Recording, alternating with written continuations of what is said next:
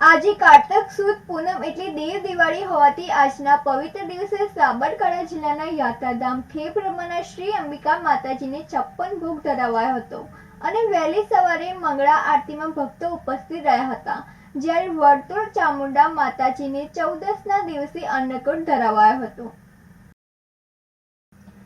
આજે દેવ દિવાળી અને પૂનમના રોજ ખેડબ્રહ્માના અંબાજી મંદિરમાં માતાજીને વહેલી સવારે મંગળા આરતી સાથે ભવ્ય અન્નકૂટ ધરાવવામાં આવતા અન્નકૂટમાં તમામ પ્રકારની મીઠાઈ, શાક, શરબત વગેરે 156 પ્રકારના વ્યંજનો સાથે માતાજીના અન્નકૂટના દર્શન કરવા ભક્તો ઉપસ્થિત રહીને દરેકના ઘરે ધન્ય ધાન્યના ભંડાર ભરેલા રહે તેવી ભક્તોએ પ્રાર્થના કરી હતી। સાબરકાંઠા જિલ્લા ઉપરાંત અમદાવાદ, સુરત, મુંબઈ તથા અન્ય સ્થળોથી મોટી સંખ્યામાં ભક્તો ઉપસ્થિત રહ્યા હતા। સાથે કારતક સુદ પૂનમના દિવસે મેળો ભરાતો હોવાથી ભક્તો માટે તમામ પ્રકારની વ્યવસ્થા કરવામાં આવી છે તેવું મંદિર ટ્રસ્ટના મેનેજર દિલીપસિંહ કુંપાવતે જણાવ્યું હતું। સાથે વર્તુળના શ્રી ચામુંડા માતાજીને 14 દિવસે અન્નકૂટ ધરાવવામાં આવ્યો હતો। ભરત ચૌહાણ સાથે તનિષા પરમાર, સિટી ન્યૂઝ, ખેડબ્રહ્મા।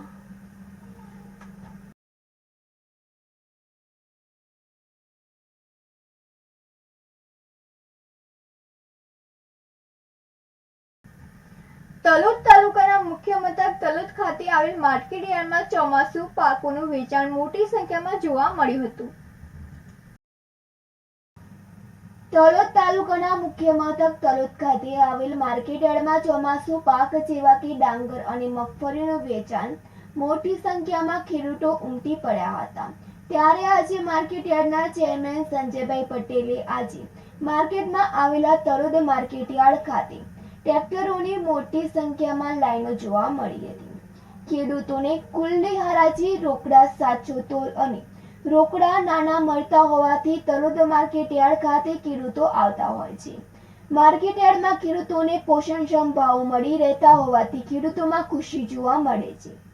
ચોમાસુ ડાંગરના ભાવ 340 થી 548 રૂપિયા પડ્યો હતો, જેથી એરંડા, અડદ, સોયાબીન જેવા પાકોના સારા એવા ભાવ તલોદ માર્કેટ યાર્ડ ખાતે મળી આવે છે। અર્જુન પરમાર સાથે તનિષા પરમાર, સિટી ન્યૂઝ, તલોદ।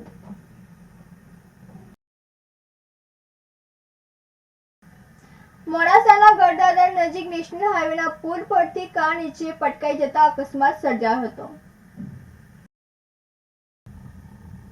અરવલ્લી જિલ્લાના મોડાસાના ગઢદાદર નજીક અકસ્માત સર્જાયો હતો, જેમાં નેશનલ હાઈવેના પુલ પરથી કાર નીચે પટકાઈ જતા કારમાં સવાર 4 લોકોના ઘટના સ્થળે જ મોત નીપજ્યું હતું, જેમાં એક મહિલા, 2 પુરુષ અને એક બાળકીનું મોત થયા છે।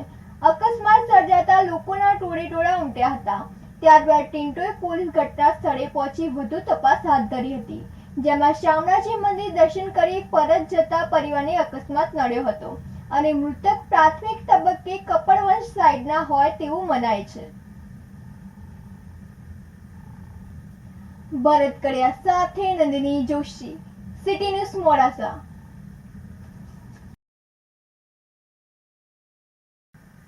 તલોદ તાલુકાની તાજપુર ગ્રામ પંચાયત ખાતે મહાત્મા ગાંધી જયંતિ નિમિત્તે લોખંડના બોર્ડ જે હજારો રૂપિયાના ખર્ચે બનાવવામાં આવેલ જે આજે જમીન પડ્યું કાટ ખાય છે। તલોદ તાલુકાની તાજપુર ગ્રામ પંચાયત ખાતે મહાત્મા ગાંધી જયંતિ નિમિત્તે લોખંડના બોર્ડ બનાવવામાં આવ્યા હતા અને હજારો રૂપિયાના ખર્ચ કરી બનાવવામાં આવેલ બોર્ડ આજે જમીન પડ્યું કાટ ખાય છે। ત્યારે એ બોર્ડ બનાવવાનો હેતુ એવો છે કે ગામમાં કરેલી કામગીરી જેવા કે આરસીસી રોડ અથવા તો અન્ય કામો બોર્ડ ઉપર લખવા માટે આ બનાવવામાં આવ્યું હતું, પરંતુ તાજપુર ગ્રામ પંચાયત આગળ બોર્ડ નીચે પડી રહ્યું છે। જ્યારે પંચાયત ખાતે તલાટી ક્રમ મંત્રી આવતા જતા હોય છે, તલાટીની આ બોર્ડ નજર નથી પડતી કે પછી અવળું જોઈ જતા રહે છે। હજારોને ખર્ચે બનાવેલું બોર્ડ આજે જમીન ઉપર પડી અને કાટ ખાતા તંત્ર ઊંઘમાં છે। અર્જુન પરમાર સાથે તનિષા પરમાર, સિટી ન્યૂઝ, તલોદ। વિજયનગર ખાતે જનજાતીય ગૌરવ દિવસની ઉજવણી નિમિત્તે વડાપ્રધાન નરેન્દ્રભાઈ મોદીનો વર્ચ્યુઅલ સંવાદ કાર્યક્રમ રાજ્ય કક્ષા મંત્રી કુંવરજીભાઈ હળપતિના અધ્યક્ષસ્થાને યોજાયો હતો. સાબરકાંઠા જિલ્લામાં ભારત સરકારના આદિજાતિ વિકાસ મંત્રાલય દ્વારા આયોજિત જનજાતીય ગૌરવ દિવસ ઉજવણી અને પ્રધાનમંત્રી જનજાતિ આદિવાસી ન્યાય મહાઅભિયાન ધરતી આંબા જનજાતીય ગ્રામ ઉત્કર્ષ અભિયાન અન્વયે જનજાતીય લાભાર્થીઓ સાથે વડાપ્રધાન નરેન્દ્રભાઈ મોદી દ્વારા વર્ચ્યુઅલ સંવાદ કાર્યક્રમ આદિજાતિ વિકાસ, શ્રમ અને રોજગાર, ગ્રામીણ વિકાસ રાજ્ય કક્ષા મંત્રી કુંવરજીભાઈ હળપતિના અધ્યક્ષસ્થાને વિજયનગર આર્ટ્સ કોલેજ ખાતે યોજાયો હતો.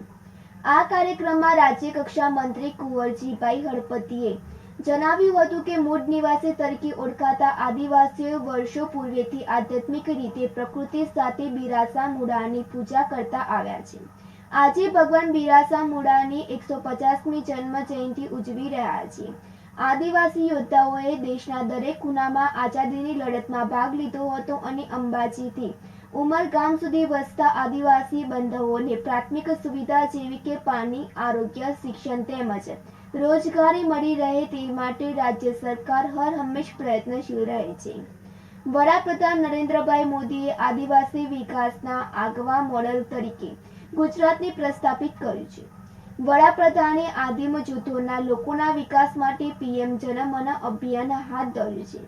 માનવીની મુખ્ય જરૂરિયાત આરોગ્ય, શિક્ષણ, રોજગાર, આવાસ અને રસ્તા આદિવાસી લોકોને મળી રહે તે માટે સરકાર દ્વારા પ્રયત્નો કરવામાં આવી રહ્યા છે. વનબંધુ કલ્યાણ યોજના, વન અધિકારી અધિનિયમ, સમરસ છાત્રાલય, આદર્શ નિવાસી શાળા, એકલવ્ય મોડલ સ્કૂલ, સંકલિત ડેરી વિકાસ જેવી મહત્વની યોજનાઓ અમલી બનાવી છે, જેનો લાભ નાગરિકો લઈ રહ્યા છે. આ કાર્યક્રમમાં ગુજરાત રાજ્ય યોગ બોર્ડ ચેરમેન શિષપાલ રાજપૂતે જનજાતીય ગૌરવ દિવસની ઉજવણીમાં શુભેચ્છાઓ પાઠવી હતી. સાથે જ ચેરમેને જણાવ્યું હતું કે યોગ એ ભારતની પુરાતન સંસ્કૃતિએ વિશ્વને આપેલી અનમોલ ભેટ છે. તંદુરસ્ત જીવનશૈલી માટે નિયમિત યોગ કરવા ખૂબ જરૂરી છે. યોગ તણાવ મુક્ત અને આરોગ્યપ્રદ જીવનશૈલી માટે યોગ ઉત્તમ ઉપાય છે. યોગ શારીરિક અને માનસિક વિકાસમાં પણ લાભદાયી છે. દરેક લોકો યોગ સાથે જોડાય તે માટે અનુરોધ કર્યો હતો. આ કાર્યક્રમમાં રાજ્યસભા સાંસદ રમીલાબેન બારાએ આદિવાસી ગૌરવ માટે ભગવાન બિરસા મુંડાની પ્રેરણાદાયી સંઘર્ષના ઉલ્લેખ સાથે પીએમ જનમન અભિયાન અંગે વિગતે વાત કરી હતી. આ કાર્યક્રમ દરમિયાન જનજાતીય લાભાર્થીઓ સાથે વડાપ્રધાન નરેન્દ્રભાઈ મોદી અને મુખ્યમંત્રી ભૂપેન્દ્રભાઈ પટેલના વર્ચ્યુઅલ કાર્યક્રમને નિહાળ્યો હતો. આ કાર્યક્રમ દરમિયાન આદિવાસી બાળાઓ દ્વારા સાંસ્કૃતિક કાર્યક્રમ રજૂ કરવામાં આવ્યો હતો. કાર્યક્રમ દરમિયાન વિવિધ યોજનાઓના લાભાર્થીઓને મહાનુભાવોના હસ્તે લાભ વિતરણ કરવામાં આવ્યા હતા. કાર્યક્રમ બાદ મહાનુભાવોએ વૃક્ષારોપણ તેમજ યોગ ટ્રેનર સાથે સંવાદ કર્યો હતો. આ કાર્યક્રમમાં પૂર્વ ધારાસભ્ય અશ્વિનભાઈ કોટવાલ, તાલુકા પંચાયત પ્રમુખ, જિલ્લા પંચાયત સદસ્ય, જિલ્લા કલેક્ટર ડોક્ટર રતન કંવર ગઢવીચારણ, જિલ્લા વિકાસ અધિકારી, જિલ્લા પ્રાયોજનના વહીવટદાર, પ્રાંત અધિકારી, તાલુકા વિકાસ અધિકારી, અગ્રણી લુકેશભાઈ તેમજ મોટી સંખ્યામાં લોકો ઉપસ્થિત રહ્યા હતા.